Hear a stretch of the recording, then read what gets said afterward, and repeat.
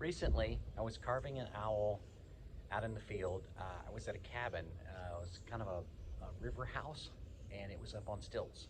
So I needed to carve the owl 11 feet in the air. And I'm carving away and carving. And then at some point, I start jerking on my cord on my chainsaw, and there's no spark. I didn't know that at the time. I just knew it wouldn't start. And so I was like, okay, Lord, I don't know what I'm going to do. I'm miles and miles and miles from anywhere. I don't have a cell phone. I can't look this up on YouTube and figure it out. And so I need some help. And so I began to think about, it's a combustion engine, so it needs what? Air, it needs fuel, it needs spark. So I checked it had fuel, um, made sure I had pumped it good. I pulled out the choke, tried it again, took it apart. I cleaned the air filter, um, took it inside, cleaned it really good, and that wasn't it. So then the only thing left was spark. So I was like, how in the world am I going to get this spark plug out of here? Well, silly. This is your spark plug tool. And so thank God for that, because I didn't take all the rest of my tools with me. And I took it out, and I'm going to show you what I did and how I got by, and then I'll show you how to put the new one in. So I went through this process. Actually had never done this before, and I monkeyed around with it until I figured out that I can use the end of this tool here to get up under this piece here and then pop it loose. And then there's one on the other side. So I did the same thing here, wiggled it down in there and popped this loose by getting up underneath this little piece here. Well, wiggled this around until I figured out that this right here has to go in first and comes out last, and it fits up underneath right here. You can see the opening. Let's see if I can stick this tool down in there. You can see it. So it fits up under there, and once you get it in there and all this is assembled, then it snaps back down in place. You put the two clips back in place. So the first thing I did was made sure it had gas and tried it. And then the second thing is I came here and I popped this air filter off, and it literally just snaps right out of there. And I washed it, cleaned it, put it back together. And there's only one way you can put it back, because you see how the half moon right here is. It can only fit in there one way. And you see that the half moon is turned a little cockeyed right here. So you're going to have to match the cockeyedness of this with this and pop it back in place. Now if you look all the way around, you'll see there are no tabs to kind of hook over anything, because the entire thing snaps all the way around. It's 360. So you get it in place and just push all the way around. And actually it says push on each of these tabs. I didn't notice that before. Okay, so there it is, it's in place.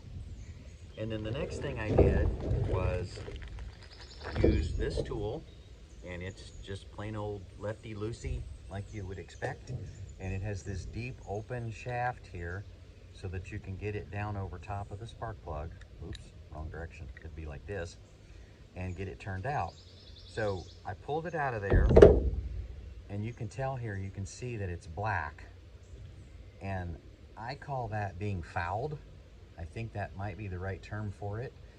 But I didn't have another spark plug, so I took my pocket knife and I very carefully scrubbed underneath here. I see, if you increase the gap, it won't run.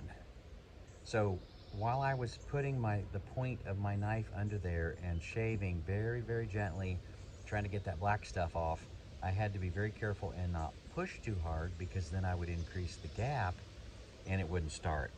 So shave, and just for good measure, I shaved all the way around here, all the way around, just got it as clean as I could get it, scraping all that black stuff off everywhere. And then I put it back in, tightened it down, put the boot back on it, put it together, and praise God, a couple of jerks of the chain and off it started. And it worked the rest of the project. I got the owl done. It didn't die on me again until I got home and was using it to work on the eagle over here. I don't know if you can see past the bench. There's the head of the eagle, and then it died on me. And that's why, no, that's not when it died. I did all that with the electric chainsaw. Anyway, I was out here in the yard somewhere doing something. So I went in and I ordered new spark plugs, and here's the catch here to make sure you got the right one is search all of these numbers. You see here, this is a BPM R8Y. And I searched until I found the exact appearance of mine, because the biggest challenge that I've had in years past of replacing parts is making sure the physical size is exactly the same. So I found the exact same brand. This is NGKR, and you can roll it around here, see the NGK, it's made in Japan, and this is the exact same number. So now we're gonna take the clean one and put it in here. Just rotate it clockwise till the threads get started. It's got the washers that are here actually come on the new spark plug, so I don't need these old ones, but always check for that sort of thing. Gasket, any of that kind of deal. And then we put this on here, and it's righty-tighty, so it's clockwise. And I don't have a torque wrench for this, although the part comes with torque specs. The anti-vibration setup here actually won't let you twist too far without it feeling like you're really going to break something.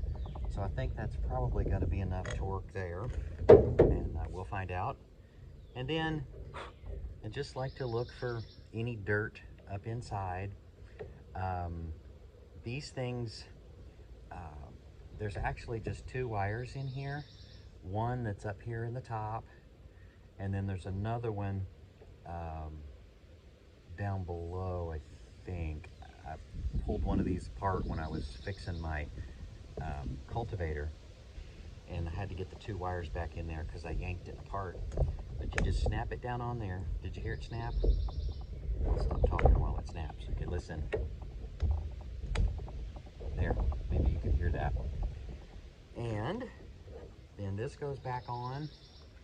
I put this little hook piece here up in that plastic hole first.